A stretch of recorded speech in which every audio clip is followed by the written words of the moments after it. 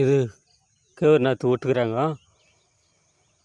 இந்த மாதிரி நாற்று விட்டு எருவு போட்டு இப்படி கேவுரு நாற்று விட்டு பிடிங்கி நடணும்.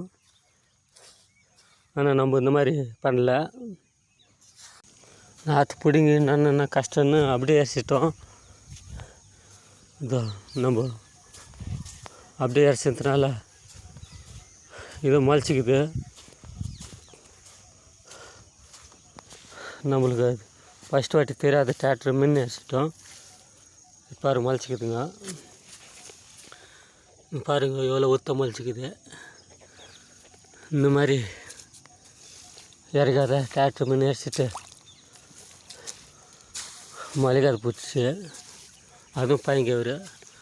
பாருங்கள் கலகா செடி கொடுக்குது, 2 கலகா செடி இருக்குது. இந்த வேறு வருஷம் கூட இருக்கும். அதனால தான்